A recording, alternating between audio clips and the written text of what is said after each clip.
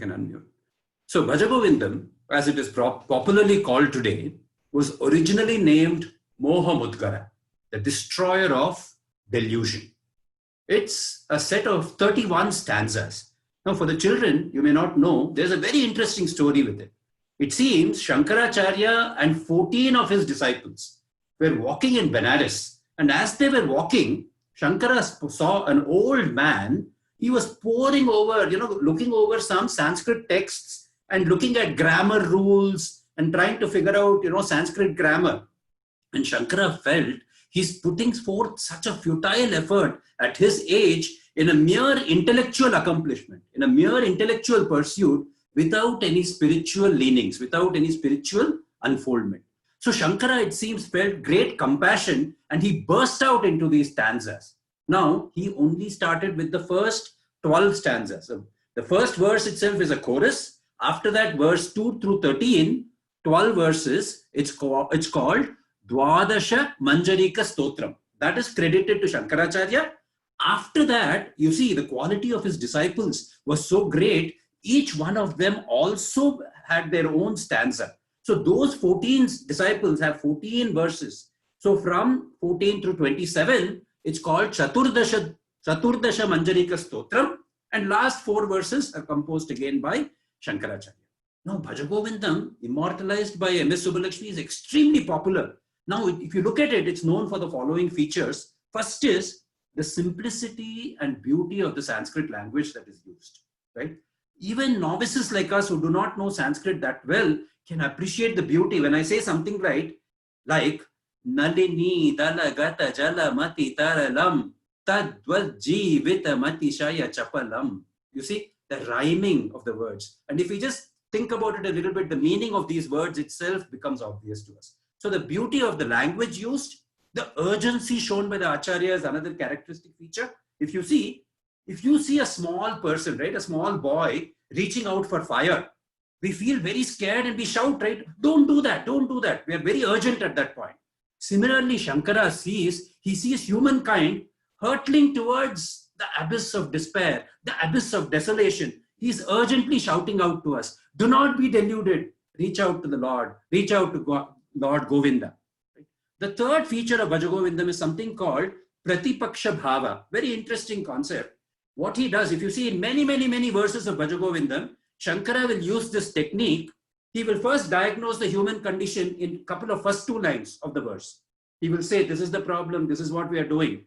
Then in the next 2 lines, he will give the solution himself. And what he will do is he will introduce a different technique, a different way for us to think so that we can rewire our thinking and change the bad situation that he has pointed out in the first 2 lines, basically. So he's like a doctor, He has seen all the symptoms of worldly existence.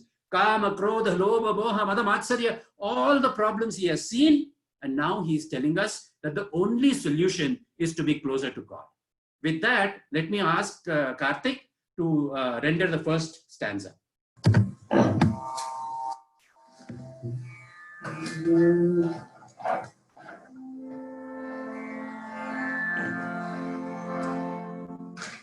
Bhaja Govindam, Bhaja Govindam, Bhaja Govindam, Bhaja Govindam, Govindam Bhaja Moodhamathe,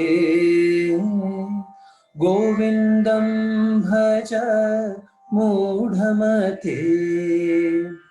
Samprapte Sannihite Kaale, Samprapte Sannihite Kaale, Nahi Rakshati Dukrinkarane, Nahi Rakshati Dukrinkarane. Thank you, Karthik. Beautiful. The meaning, I will tell you the meaning of the verse and then little bit of context, right? The meaning is, seek Govind, seek Govind, seek Govind. O fool, Moodhamathe, O fool, seek Govind. When the appointed time comes, when death is knocking at your doorsteps, Grammar rules will surely not save you. That's the literal meaning of this, right? You can see the urgency. It's palpable urgency, right? Now, who is a fool? A fool is one who places false value on things. He does not realize what is important and what is not. Shankara uses it like a whip. Moodha, fool, wake up from your stupor. Grammar rules here. We should not just think of it as Sanskrit grammar, right? It's very broad. It just represents desire prompted, ego filled actions where we take up all actions because we want to achieve a particular result. We want to derive happiness from that result. Because of that, we keep doing more and more things, right? Only one thing is certain in this world, children. Only death is certain, right? When that happens, all the preoccupation that we have with materialistic desires, that will not help us. The only remedy is Bhaja Govindam. Now, Bhaja Govindam literally means think of the Lord, right? Seek Govind. How you seek Govind is up to you, right? In Kannada, there's a beautiful saying, right? Janara seviye, janardana seviye. If you want, you can go through the path of karma yoga. You can do service to people. If you want, you can do bhajan, you can do kirtan, you can do smaran, nam smaran, japa, all kinds of bhakti yoga things. Or you can sit, meditate and contemplate on the Lord. You can follow the path of Jnana Yoga. It doesn't matter what path you follow, but Shankara is pleading only one thing. He says, please take up one of these paths and worship the Lord who enlivens everything at this point. Now let's listen to the next verse that is being rendered by Deepa.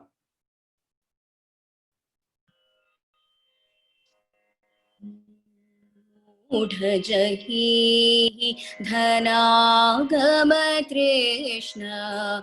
Moodha Jaheehi Dhanaagamatrishnaam. Kuru Sadbuddhim Manasi Vitrishnaam.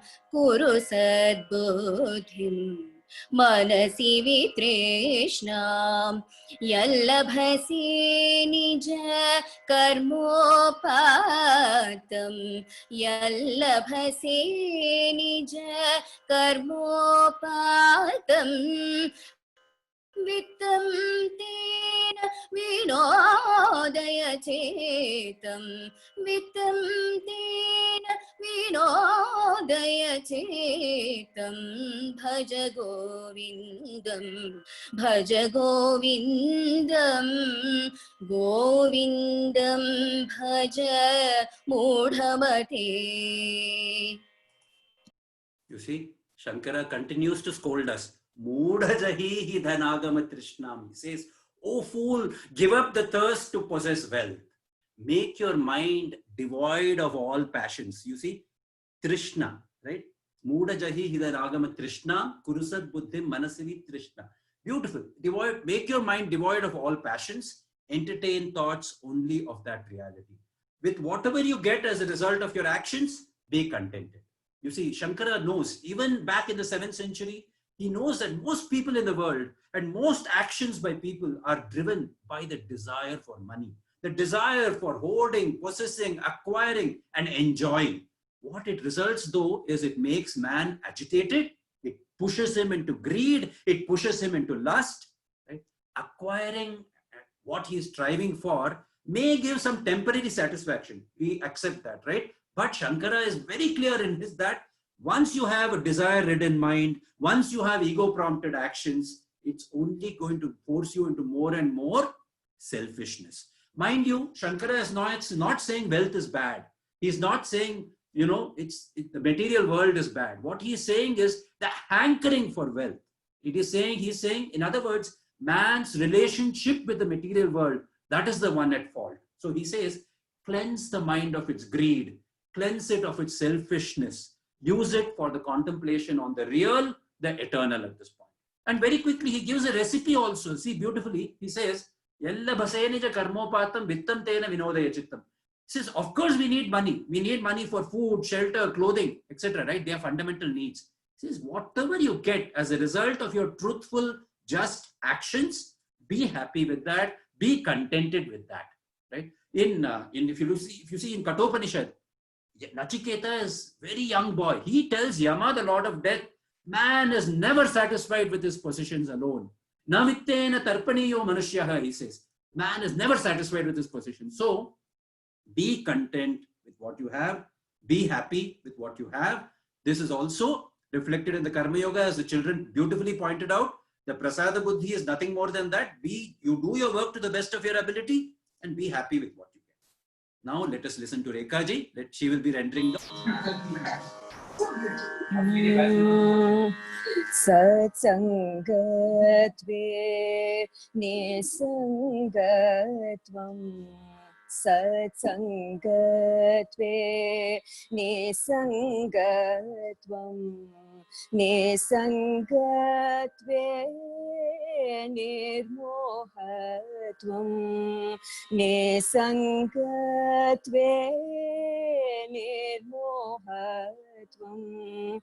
Nirmohatve nishchalatatvam. Nirmohatve nishchalatatvam. Nishchalatatve jivan muktihi.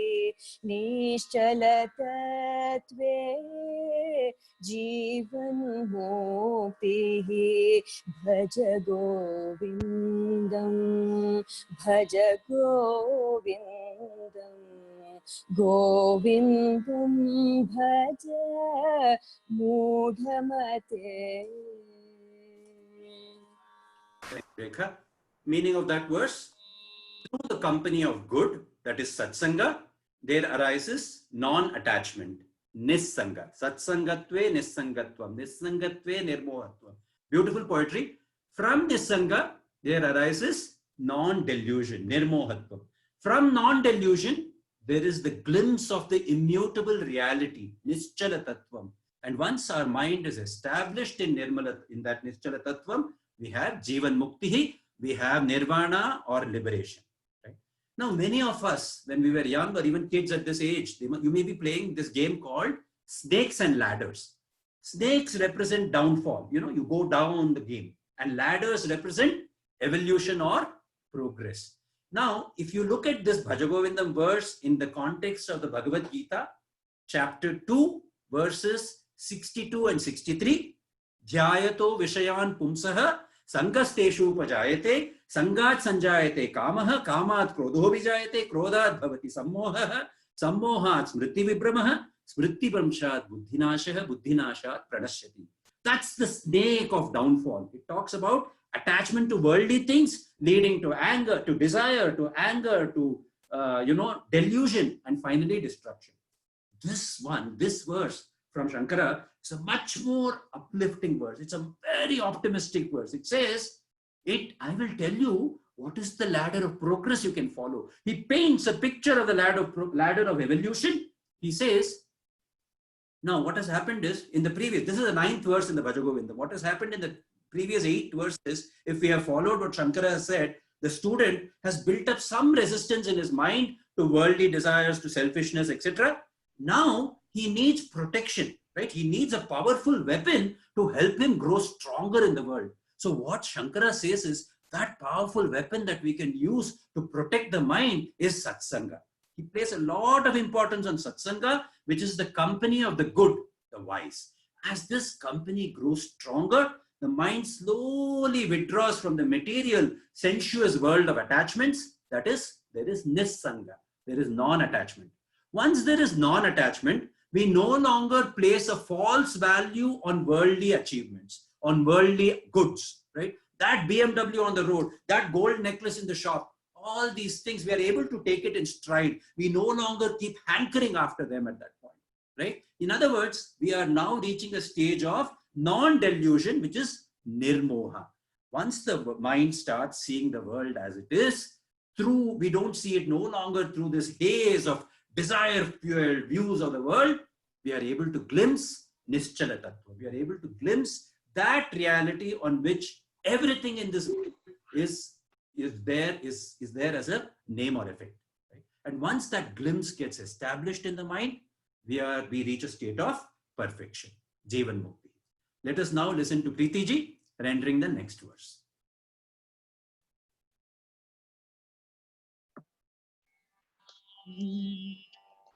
Maa Kuru Dhanajanayauvanagarvam Bharati Nimesha Kala Sarvam Maa Kuru Dhanajanayauvanagarvam Bharati Nimesha Kala Sarvam Maayaamayamidamakhilam Hitvaa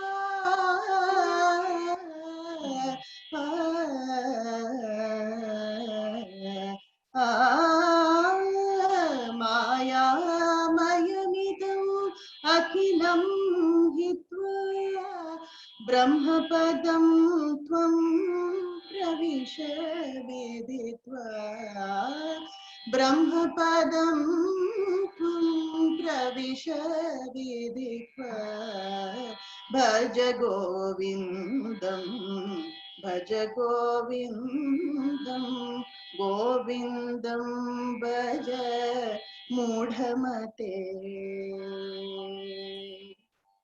Thank you, Preeti. Meaning of this verse: take no pride in your possessions, dhana, people in your command, jana, in your youth, yauvana, time, harati nimesha kala sarvam. Kala, time, loots away all of these in a moment. Recognize that all of these are illusory in nature, Maayaamayamidam, and realize the state of Brahman and enter it. Pravisha, right? Enter the state of Brahman. This is the literal meaning. Wealth, popularity, youth, these form the pillars of self-enjoyment in most of us today, right? If someone is wealthy, we say, yes, he has it going. If someone is super popular, hey, beautiful. If someone is very young and good looking, wow, right? But Shankara points out that you are building up these pillars on shifting sands. You are building up these pillars of dhana, jana, yauvana on shifting sand, on weak foundations, right? Because as soon as some problem comes, as soon as you face your first winds of change or winds of problems, what happens is all these disappear in a moment. People disappear, the wealth goes away, youth goes away. And once the foundation collapses, you see, the person's self-confidence, his peace of mind, all of them are shattered. Right? Today we hear of so many cases, very popular, right? They have everything going for them. They seem to be so well off. Everyone is envious. Oh, but then we hear, oh, they are not actually well. They are into drugs. Oh, they have gone into depression. All kinds of ridiculous things we hear, right? Time takes away all of these shifting sand kind of things. He says, he calls them illusory things, right? Shankara sees all these symptoms. He entreats us. He says, please see that this entire world is illusory. And he uses a very, very key word here called Maya. Maya is a very fundamental concept in Vedanta. It's a very big topic, so I won't go into the details of it. But just one sentence I will tell you, it's a little bit cryptic and some of you may not understand. What he says is, non-apprehension of reality leads to misapprehension of that reality, right? We don't actually see the true thing, so we mistake it to be something else. And in Vedanta, they use lots of beautiful analogies like rope and snake, ghost and post, etc. to explain this idea. Shankara says, do not fall into the trap of Maya. Recognize samsara's nature is Maya. Do not fall into that. It's illusory. You identify with that basic substratum of the world, which is Brahman, and you enter that state of eternal consciousness, right? He entreats us again and again. He's warning us of all the pitfalls. He says, do not fall into that trap. You pray to God and you enter the state of eternal consciousness. With that, we will go on to the next verse. I believe it will be Priya rendering the next verse.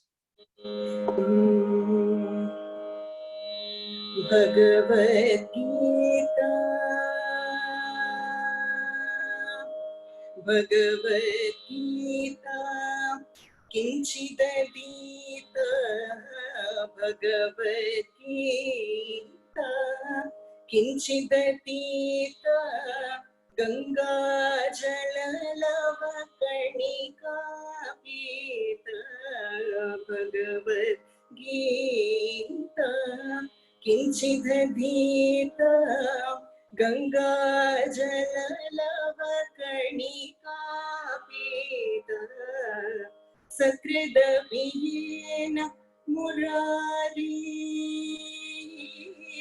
Sakridabhiyena Murari Samarcha Sakridabhiyena Murari Samarcha Kriyate tasya yamena na charcha Kriyate tasya yamena na charcha Bhajagovindam Bhajagovindam Bhajagovindam Bhajagovindam Bhajagovindam Bhajagovindam Govindam Bhaja Moodhamathe.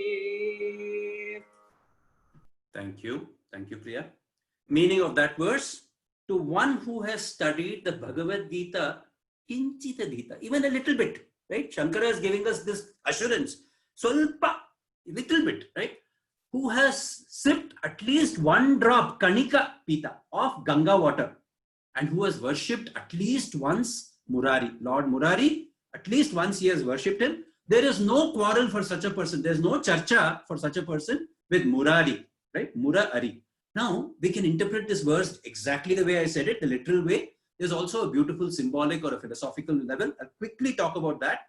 Dhi here refers to the intellect, right? Bhagavadgeeta Kinchidadheetaa, right? One who has taken the Bhagavad Gita, even a little bit of the Bhagavad Gita's message. The children said it beautifully, right? So many messages they said. Even one of those messages, little bit, we actually take it into our intellect. We make it part of our experience, right? Once we do that, if we do that, or Gangaajalalavakanikaa Peetaa. Now, Ganga represents the flow of water from a higher level to a lower level.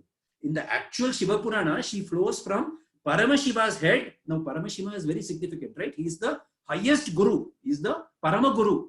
From Guru, water is flowing means what is flowing here? We are talking about knowledge, right? So, as a disciple, if we have received some knowledge from the Guru, if we have listened to the Guru with faith and imbibed some of that knowledge, right? That is the second part.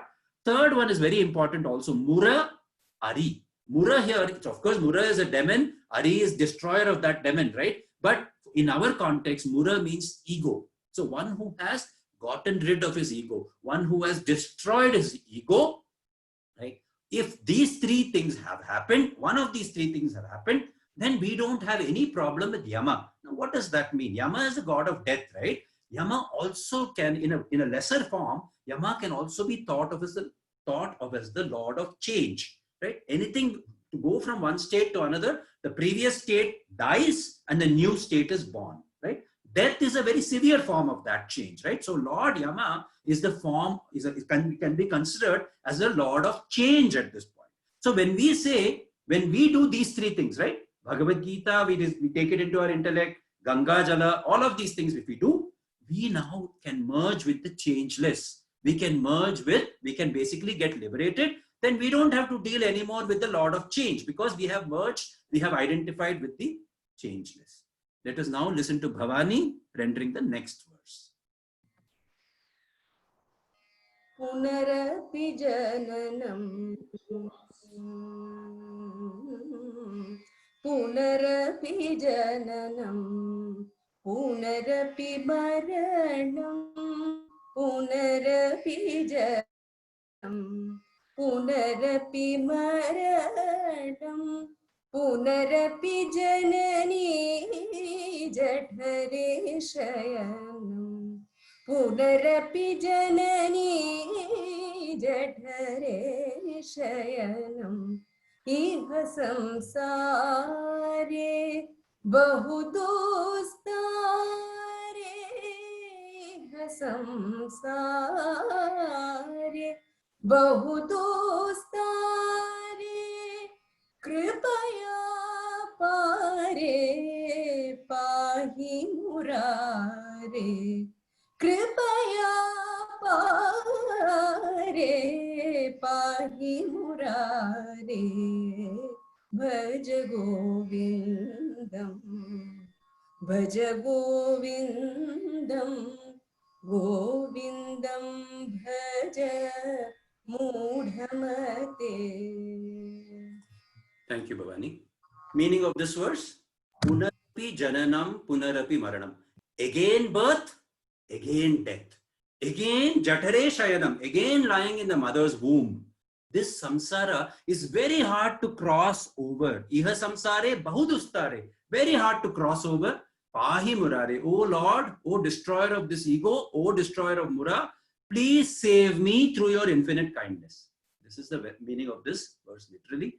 Huge wealth of Vedanta behind this, right? When we talk about Punarapi Jananam, again birth, again death, right? See, idea is this: when we perform actions in this world prompted by selfish desires, prompted by ego, prompted by our, we want to keep achieving things and we just want to keep acquiring more and more things. Every time we perform an action, we are left with some impressions. In Vedanta, those impressions are called vasanas, right? We all know the saying, what we sow, we reap. So if we keep sowing more and more vasanas, we have to reap the vasanas. And if we have sown so many vasanas in one lifetime, we can't finish reaping all of them in that lifetime. So what Shankara says is, you will have to reap them over multiple lifetimes. Every time you have to go through this birth, death cycle, every time you have to be born in the mother's womb and go through this entire samsara all over again. King Prithu in the Bhagavatam says this beautifully. He says, the samsara being like an ocean, it's there in many, many places. King Prithu talks about, you are in this boat and there are sharks waiting in the ocean to get you. These 6 sharks are Kama, Krodha, Lobha, Moha, Mada, Matsarya. They are waiting to grab you at all times. And the only way you can cross this ocean called samsara is by having a good boatman. And that boatman should be the Lord. Only then you can cross this ocean. Same idea here. He says, this ocean is, this samsara is very difficult to cross, Shankara says. So he says, oh Murari, oh Lord of the ego, who can destroy my ego, you are the only one who can take care of me. You have to save me, take me away from this birth-death cycle at this point. Right? So this is a beautiful meaning that Shankara has provided. But again, there's a lot we can say in this verse, but this is for now, we will stop here. Last verse of the program. Guru Charanambuja Nirbhara Bhaktah Samsarat Achirat Bhavamuktah. Guru Charanambuja Nirbhara Bhaktah Samsarat Achirat Bhavamuktah. Sendriya Manasa Nijamadevam. Sendriya Manasa Nijamadevam. Drakshyasi Nija Hridayastham Devam. Drakshyasi Nija Hridayastham Devam. Bhajagovindam Bhajagovindam. Meaning of this verse: O devotee of the lotus feet of the teacher, Guru Charana Ambuja, right? He says, may you soon be liberated from samsara. Very importantly, he gives a very important clue here, through the discipline of the sense organs and the mind, right? Sa Indriya Manasa Niyama. Sense organs and mind should be disciplined. Shankara emphasizes this in the last verse, right? He says you can do great obeisance, you can follow the Guru, but remember, discipline of your mind and sense organs is very important. And if you do that, you will come to experience the Lord that dwells in your own heart, right? So again, the emphasis on the importance of a Guru to guide us, right? Swami was there, Swami is there to guide us, right? To remove our ignorance. Faith in the Guru is very important, right? Faith is extremely important. We should also briefly talk about Ambuja, lotus. See, a lotus is referred to in many places in spirituality. Lotus starts in water, its birth is in water, it grows in water, it dies in water. But if you see, lotus is not attached to water. You put a droplet of water on the lotus leaf, it will just go off. Lotus in water, but it remains detached from water. Similarly, a Guru is there in the material world, but he's detached from the material world. So we can learn a lot by placing our faith in the Guru itself. With that faith, if you see, many of our rishis, masters like Shankara, who saw the challenges of samsara, who saw the dangers of the desire-ridden life that man leads, right? And who they have given us the manual for life, right? And if we follow this strictly, we will have success. Now, this manual is very simple. At our level, at the children's level, it's as simple as Indriya Manasa Niyama. Discipline of the mind, discipline of the sense organs. When we do this, we will have progress on the spiritual path. On a final note in this Bhajagovindam, if you see, Shankara's guru was Govindapada. That was his name, Govindapada. So you can also see Guru Charana Ambuja, in the last verse, actually this whole Bhajagovindam can be taken as Shankara is also prostrating to his own teacher. This whole Bhajagovindam is a composition in praise of Govinda himself. Govinda here could also represent his guru. With that, we have reached the end of this Bhajagovindam program. Thank you.